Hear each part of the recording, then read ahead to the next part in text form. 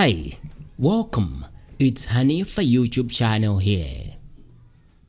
Kuyimitsidwa Ntchito kwa Saulos Chilima. Kumapeto kwa mwezi wa Mei mu chaka cha 2022, mtsogoleri wa dziko lino Lazarus Chakwera anayankhula kumtundu wa Malawi pokhuza nkhani zosiyanasiyana za mdziko lino. Mwezina nkhanizo zinali momwe dziko lino likuyetsetsa kuthana ndi mchitidwe wa ziphuphu komanso katangale. Kotero iye anapereka sabata zitatu kwa mkulu wa bungwe lothana ndi katangale la Anti-Corruption Bureau ACB Martha Chizuma kuti apitise ku ofisi yake ripoti la kufuza komwe bungwe lili kuchita pa nkhani zokhuza Zunneth Sattar.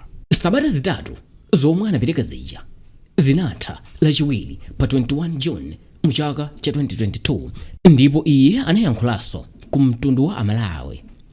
Chachikulu chomwe mchili mkamwa mwa anthu ambiri mdziko muno ndi zomwe iwo anawuza mtundu wa Malawi kuti ofisi yawachiwiri kwa mtsogoleri wa dziko lino yomwe ndi ya Saulos Chilima samayipasanso ntchito.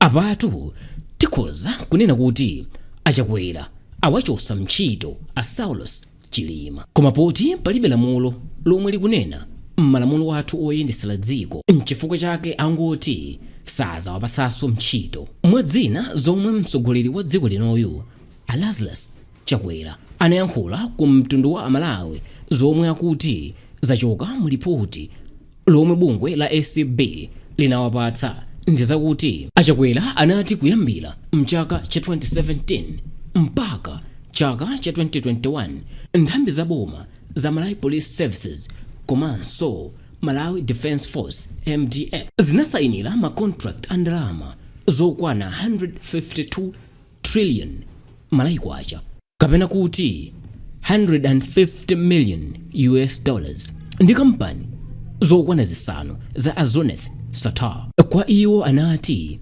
ichichi n'chifukwa mwa zifukwa zomwe katangale anamanga nthenje mdziko muno popeza nthambi za boma zikumatha kusayinirana mgwirizano ndi kampani za nkhani koma mwini wake ali mmodzi, zomwe zakhala zikupangitsa kuti anthu ogwira ntchito mboma akhale ali mmatumba mwa mkuluyo. Kotero mtsogoleriyu wauza nduna ya zachilungamo ya mdziko lino kuti apange lamulo lothana ndi mchitidwe woterewu.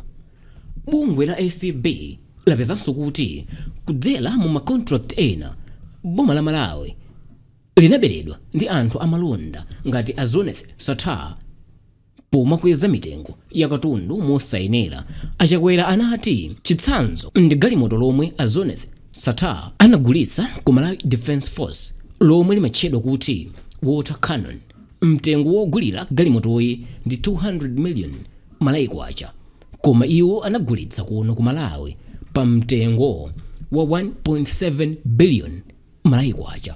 Iwo anati ichichi ndi chifukwa china chomwe katangale akukulirabe mdziko muno, kamba kakuti malamulo athu ogulira katundu wa boma si okhwima ndipo zomwe zimachitikazi mkubera Amalawi poyerayera. Malingana ndi Lazarus Chakwera, bungwe la ACB lapezanso kuti anthu omwe anapatsidwa mphamvu zotsata malamulo a dziko lino pomaona ndi kuthetsa zolakwika akukanika kutero.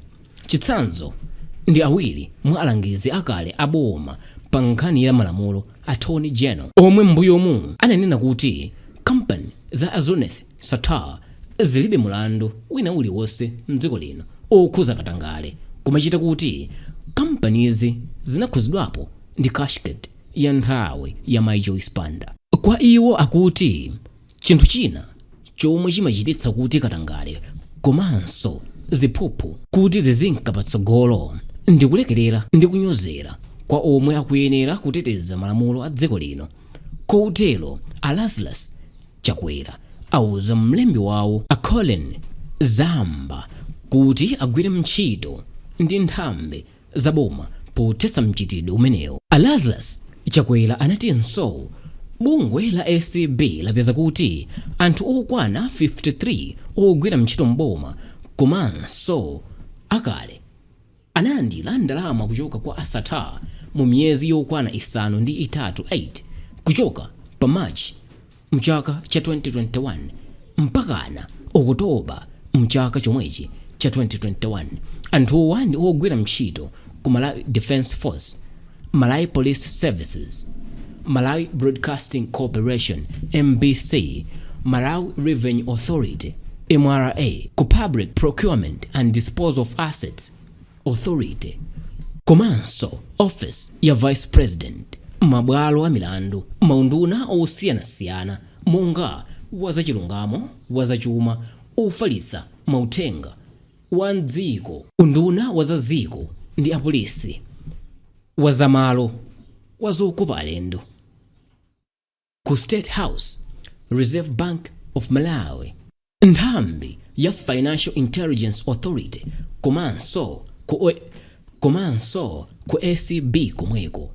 Kuwonjezerapo, ACB yapezanso kuti pali anthu ena okwana 31 omwe ndi ogwira ntchito ku kampani zomwe sizaboma, nyumba zolemba komanso kuwulutsa mawu omenyera ufulu wa anthu aja amati ma civil society, komanso maloya kuti nawo akhala akupatsidwa ndalama ndi a Zunneth Sattar. Anthu omwe akhala akupindula ndi a Sattar alipo onse pamodzi 84. Komatu ACB inaletsa mtsogoleri wa dziko linoyu kuwulula mayina a anthu omwe akukhuzidwa ndi katangaleyo, ponena kuti kutero kukhoza kusokoneza kafukufuku wawo, komanso ena mwa anthu okhuzidwawa akhoza kukhala kuti ndi osalakwa popeza ndi ongoganiziridwa chabe. Achakwera anatinso kupatula a Saulos Chilima omwe anatchulidwa kuti akukhuzidwa mukafukufukuyu palibe ndi munthu mmodzi yemwe kuchokera mu nduna zake akupezeka mwa anthu 84 omwe akhala akulandira ndalama kuchokera kwa Zunneth Sattar. Ndiponso palibe ochoka ku ofesi yake ya president ndi nduna akukhuzidwa mugululi.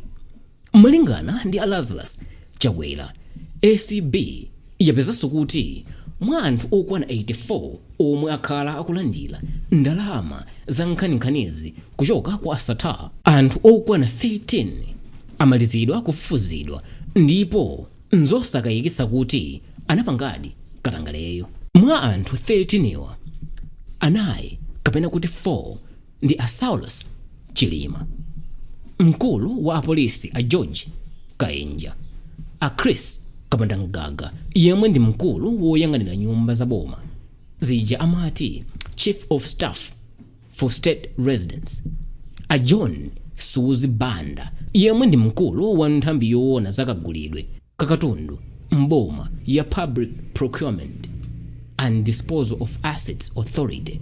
Nayo ACB malingana ndi ripotilo ili ndi umboni kudzera ma recordings pazomwe mkulu wa apolisi amayankhulana ndi a Zunneth Sattar zokhuza mmene angabele ndi kuwapatsa ziphuphu.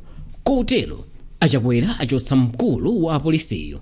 Ngakhale ACB yanena mmene mkulu wa apolisi amapangira katangale wake, iyo sinanene mmene Akapandangaga ndi a John Suzi Banda anachitira katangale wawo, koma iwo a Lazarus Chakwera achotsanso awiriwa pa Ntchito. Kumbali ya wachiwiri wawo a Saulos Chilima, Achakwera anati ofesi yawo ndi yapaderadera ndipo malamulo oyendetsera dziko lino sanena kuti akuyenera kuyimitsidwa kapena kuchotsedwa popeza iwowa a Saulos Chilima anachita kusankhidwa ndi anthu a mdziko lino. Kotero iwowa a Lazarus Chakwera asiya wapatsa ntchito iliyonse Achilima mpaka ACB itawafufuza mokwanira. Apatu ndiye kuti basi a Saulos Chilima saziyendanso ngati mmene akhala akuchitira pakatipa popeza ofesi yawo imachita kupasidwa ntchito ija mchizungu amati delegated office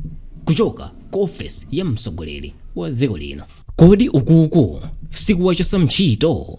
Poti Achakwera anati malamulo sanena kanthu pazakuyimitsidwa kapena kuchotsedwa kwa chiwiri kwa mtsogoleri wa dziko lino. Izizi ndekuti zikutanthauza kuti malamulo akanakhalapo sibasi akanawachotsa ntchito a Saulos Chilima ngati wachiwiri wa mtsogoleri wa dziko lino. Achakwera anenenaponso kuti lipoti lomwe a Martha Chizuma anapereka kwa iwo ndi losakwanira, lija amalitcha kuti substandard, popeza ACB sinathe kulankhulana ndi anthu okhuzidwawa. Anthu ena nkumadabwa kuti kodi bwanji lipoti losakwanirali achotsa nalo ntchito a Saulos Chilima akayinja ndi anthu ena. A Martha Chizuma aperekanso lipotili kwa spika wa nyumba ya malamulo mdziko muno a Catherine Godanihara, komanso wamkulu wa bwalo la milandu a Chief Justice Mzikamanda. Zomweso zakwitsa kwambiri a Lazarus Chakwera, popeza palibe lamulo limene likunena kuti awiriwa azipatsidwanso malipoti a ACB.